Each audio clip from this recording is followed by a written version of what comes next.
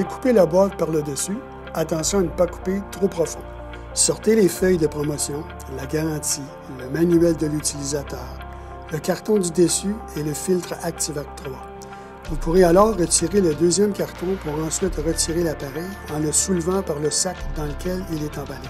Ouvrez les fermoirs pour séparer la cuve du corps principal de l'appareil et étaler les pièces au sol ou sur une table. Vérifiez qu'il ne manque aucune pièce.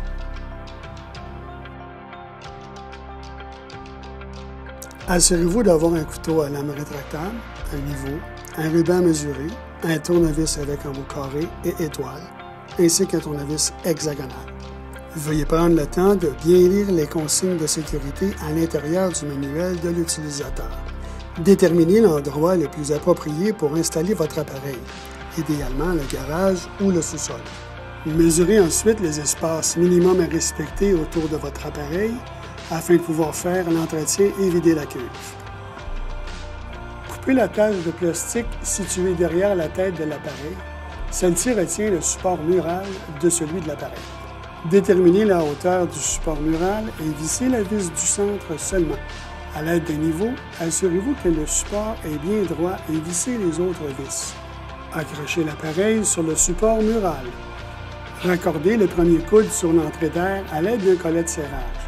Ne jamais utiliser de colle pour cette partie. Les autres pièces de tuyauterie doivent être rattachées ensemble avec de la colle. Il est très important de toujours mettre de la colle sur le périmètre extérieur des tuyaux, jamais à l'intérieur des coudes ou des Y. Au besoin, vous pouvez également utiliser un Y pour ajouter une ligne supplémentaire permettant d'ajouter une prise d'aspiration près de l'appareil.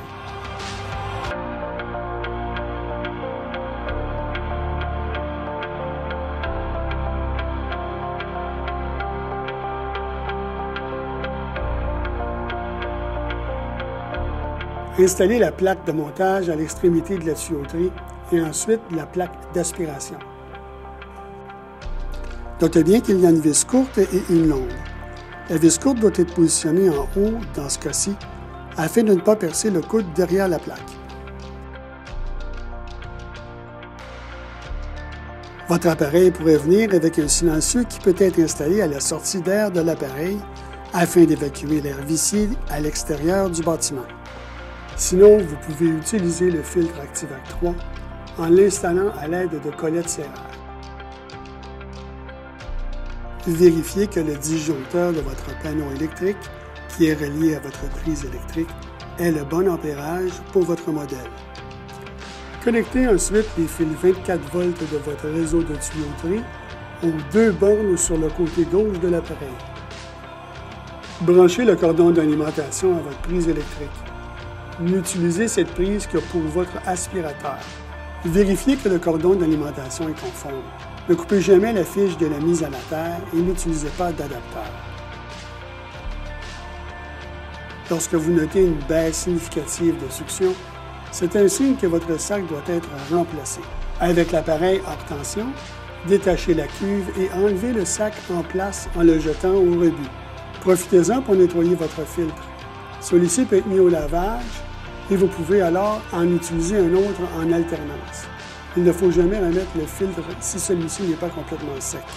Si votre appareil comporte un filtre Activac 3, celui-ci doit être remplacé chaque année.